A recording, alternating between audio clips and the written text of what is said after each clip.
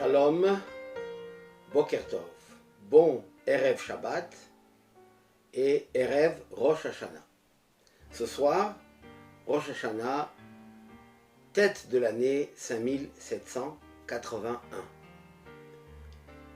Dans la Torah, ce premier jour de l'année n'est pas appelé premier jour ou début ou commencement, mais tête de l'année. Pourquoi? Parce que le premier jour de Rosh Hashanah est comparé à la tête par rapport au corps, même le deuxième jour. Le corps est dirigé par la tête. Et de la manière comme tout se déroule et se vit par la tête, c'est ainsi que tout le corps vit. Pareillement pour Rosh Hashanah, pour l'année, quand nous avons tous les événements de l'année, vont se dérouler, se produire en fonction de Rosh Hashanah, tête de l'année. Cette année, très particulière, étant donné que le premier jour est un Shabbat. Et quand Rosh Hashanah tombe Shabbat, la tête de l'année est donc shabbatique. Tout sera à un niveau de Shabbat. Mais pas seulement que l'année c'est au niveau de Shabbat, Rosh Hashanah est shabbatique, et le Shabbat est imprégné de Rosh Hashanah. Concrètement, c'est que cette année, on ne va pas sonner le shofar le premier jour, bien que c'est marqué dans la Torah que c'est la mitzvah des jours de Rosh Hashanah. On ne va sonner que le deuxième jour. Et évidemment, il est important de venir écouter par tous les moyens pour entendre le son du shofar. Mais le premier jour, étant donné que c'est Shabbat, on ne sonne pas. Et l'année tout entière est shabbatique. Mais qu'est-ce que ça veut dire une année shabbatique? Regardons c'est quoi le point commun entre Shabbat et Rosh Hashanah. Rosh Hashanah, c'est le jour de la création de l'homme. 6e jour. Et quand Adam Arishon a été créé, il a dit à la création, Bo'u nishtachave venichra nivrecha lefnei Hashem Elokeinu. Venez, nous allons nous prosterner, nous allons nous agenouiller devant l'Éternel, notre Créateur. Ce qui veut dire, on va accepter la royauté divine. On va reconnaître Dieu, Hachem, comme notre roi. Hachem Malach Geout Lavesh.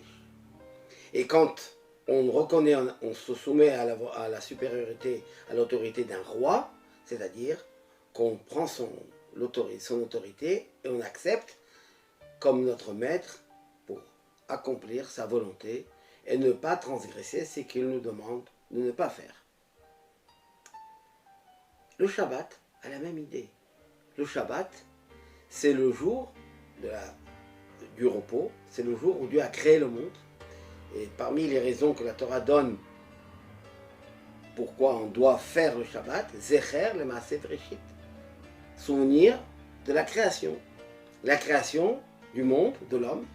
Donc on se soumet à la volonté divine, concrètement, on respecte le Shabbat, on honore le Shabbat, on ne transgresse pas le Shabbat, on fait sur la pratique, on met en pratique cette volonté divine et on prend sur soi son autorité.